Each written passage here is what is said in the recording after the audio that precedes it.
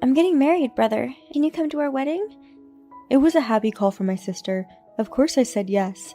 After asking about the date and place of the wedding, Jane said, "Oh, and I want you to walk me down the aisle."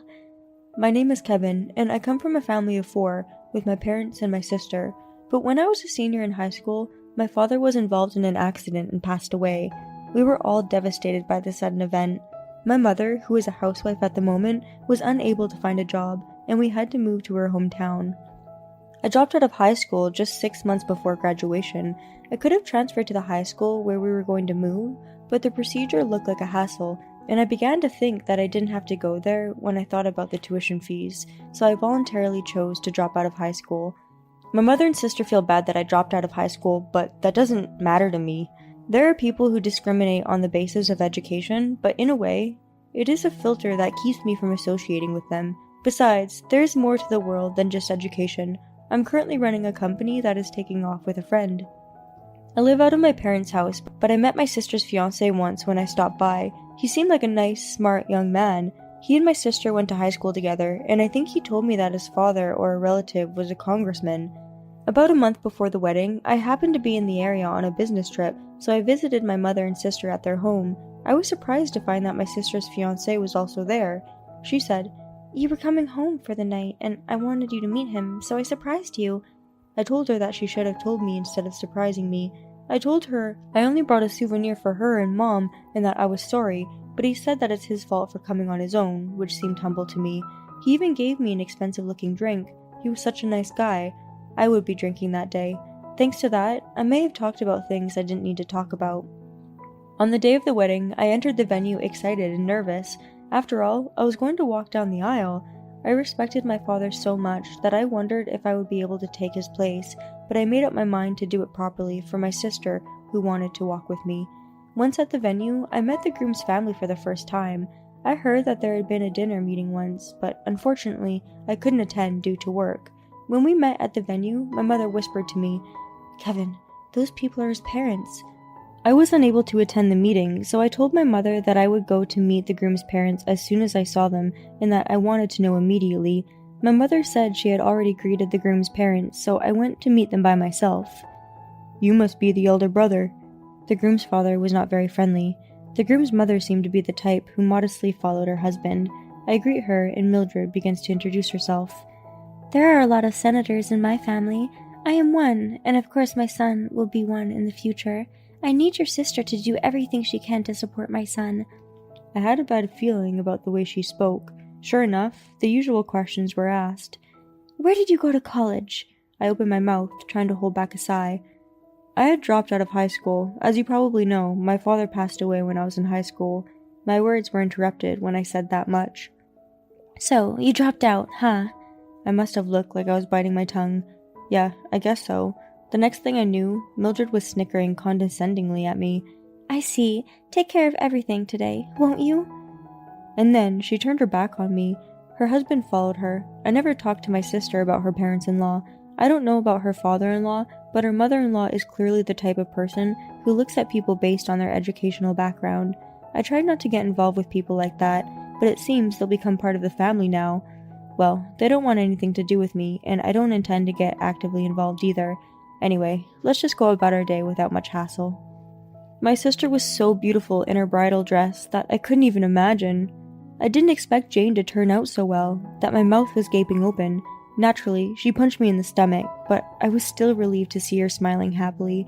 My mother was sobbing when the ceremony started, and it was hard to calm her down. At that time, I didn't even think about the incident that would happen later. When the ceremony was over and we entered the reception hall, we saw a lineup of faces we had seen somewhere before. They were members of the House of Representatives, the Senate, and other people that he invited. There were many such guests in addition to those seated with their relatives. My eyes met one of them, and I was surprised to see him, but the announcement was made that the wedding party was about to start, so I left it at that. The groom's father looked happy, which made my eyes burn. When my father passed away, I remembered him as someone who was more worried about my mother, sister, and I, more than himself. There wasn't much I could do as a high school student at the time, but after a while, when things calmed down, my mother and sister told me they were glad I was there. Maybe this is what it feels like to give your daughter's hand in marriage. As I was thinking about this, the groom's father began his speech. His speech was so boring that it sounded like a principal speech, and I couldn't help but reach for my drink. He was still talking about how the groom was a good son. I noticed that the conversation turned to the mother-in-law's own boastful talk. When I looked at the stage, I noticed that the groom's face looked a little grim. As I was thinking that I was getting tired of Mildred's speech, the topic suddenly changed and the guest's eyes turned to me. I never would have guessed that our daughter-in-law's brother had not even graduated from high school. Mildred looked at me with a laugh. Probably due to the alcohol in her system. I was puzzled. Why should I be in the limelight like this? I wanted to leave right now if I could just get out and the conversation would stop, but Mildred kept attacking me, telling me that a middle school graduate like me would only bring shame to the family. I was used to being told this sort of thing, but who would have thought that the would-be mother-in-law would say such a thing at my sister's wedding? A middle school education was my choice, but still, my mother and sister are somewhat apologetic about it. I couldn't quite make out my sister's expression in the stage, but my mother's face was scrunched up as she sat next to me. I was more angry at Mildred for ruining my sister's wedding than I was at myself for being told that, but I can't talk back to her. I told my bewildered mother that I was leaving for the time being. I hoped that would be the end of the conversation. The next moment, my sister's voice rang out. My sister had the microphone in her hand. "Do you know who my brother is?" she said. I could tell Jane was furious. Even though I could only hear her voice, the audience went silent. Mildred stopped, and I looked at Jane, but she was glaring at Mildred. Jane doesn't seem to see me. You're the star of this event. Don't make your position worse for me, I think to myself. I'm going to have to give Jane a lecture later. But then I look at the stage, trying to figure out what to do next. Jane didn't pay me any mind and continued her story. My brother supported my mother and me, who were too exhausted to do anything until he dropped out of high school when our father died. It was not that he was uneducated. Even in high school, his grades were high. It is disgusting to look at people based on their academic background, when you don't know anything about them. What kind of thing to say to someone who is about to become a father, even if it was only a stepfather? I rushed to stop her, but it was the pathway that stopped me. The groom took the microphone that Jane was holding and began to speak. He said, "Mom, I admire my brother-in-law. He has established a successful company even though he is young. I'm going to marry Jane, and I'm proud to be related to her brother." Hearing that, I thought to myself, Mike, you said too much, but there was no room for me to interject. Or rather, thanks to the groom's drawling speech, no one cared about me. I heard that the groom is the secretary of a congressman who is a relative, and for someone to be in that position, of course anyone would listen to him. Mildred's Harvard talk was all just about her own boasting and prejudice. It is obvious which of the two the public would rather listen to, but I was happy to know that Jane's husband-to-be is a man who is fully on Jane's side. The groom is still talking. He said, "It's time for you to step back now, Mother, because all you're doing is hurting people with your talk. I'm sorry for making you all feel uncomfortable. Please accept my apologies." Mildred then said, "You would rather take the side of a middle school graduate than your own parents? I'm disinheriting you." She started to say outrageous things like that. You can't just disown your son at a wedding. I was so afraid that my very existence had caused such a thing that my voice came out loudly. "Please don't say that." When I raised my voice, I received attention from the invited guests all at once, but that doesn't matter now. You can't just let your emotions get the better of you and say all kinds of things. Mildred glared at me as I said that. "Shut up, you middle school graduate." I was surprised that she would still say such a thing after all this time. I usually don't take people who tell me I'm a middle school graduate seriously, but if I backed down right then and there, I'd be leaving my mother sad, and I'd feel bad for Jane and my brother-in-law, who had gone out of their way to speak up. I fought for my family's honor, not my own. Sure, I'm a middle school graduate. Some people, like you, say that's a bad thing, but there are people in the world who have dropped out from middle school or high school for various reasons. How can you call yourself a senator without knowing that? At the very least, I wouldn't want someone like that to be on top. As I said this, the sparse applause from the audience gradually became louder and louder. It was embarrassing to receive such applause, but at least my family's honor was protected. I thought I could end it now, but Mildred was having a hard time retracting and walked up to me. "A middle school graduate is a middle school graduate. What's wrong with telling the truth? You say you're running a company, but it's not much anyway, is it?" Maybe I can't get through to this person. How could I put this situation to rest with someone who couldn't understand me no matter what I said? That's all I could think about, but I couldn't come up with any good words. I could see the groom getting off the stage and coming towards us. I want to calm him down before the parent-child relationship gets complicated, but I don't know what to say to make him understand. Then I see one of the groom's invited guests get up, stop the groom, then come toward us. It was the person I had failed to greet earlier. That person turned to Mildred. "You really are shameless, aren't you?" Mildred turned around in surprise. "Sir!" The person she called Sir was a member of the Senate.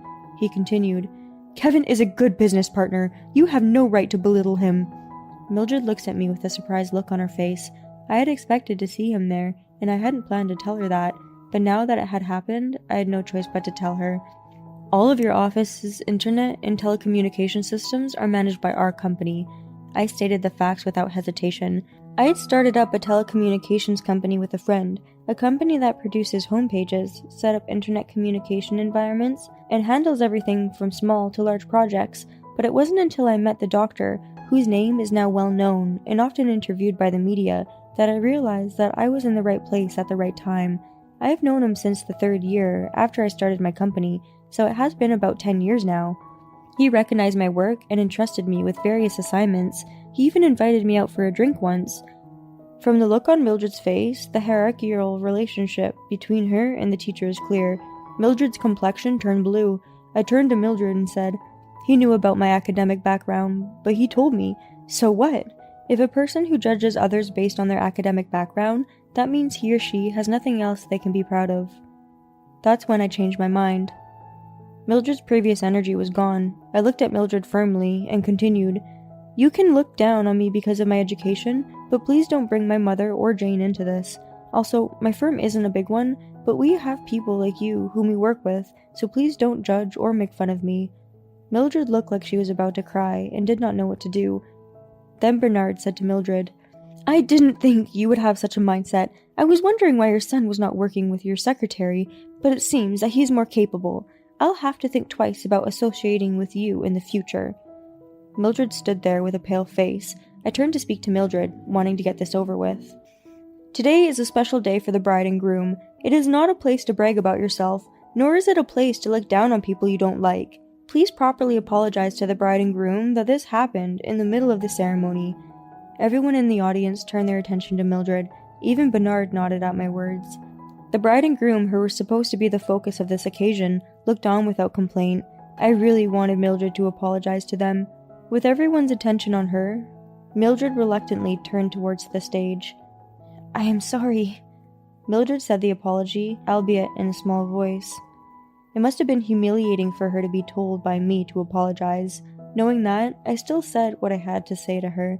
After the reception was over, I hurried to the family waiting room to see Jane and Mike, but Mike apologized to me. I said sorry to him too, feeling bad, and Jane laughed at me. "We are going to be brothers, aren't we?" Jane smiled at me, and I could feel at ease to see her off. Later, I heard that Mildred had retired from the Senate. I didn't know the details, but it seemed that the events at the wedding had sparked a rumor. It's not surprising since so many locals were invited. I received some money from Mike's father for the trouble Mildred had caused, but Mildred never appeared in front of me. According to Jane, Mildred was no longer comfortable in her hometown and moved to the countryside with her husband, but this time she complained that country life did not suit her. Since then, Mike had minimal contact with his parents, so he is not sure how they are doing. Mike is running for the next election, and he and Jane are working hard together. There are many people who discriminate on the basis of education, and I'm not saying it's wrong, but please don't forget that we have that kind of bias too. It's not that the person with the highest education is better than the person who didn't have as much. I went to work with a congressman after that, and he told me that he would like to introduce me to his relative's daughter.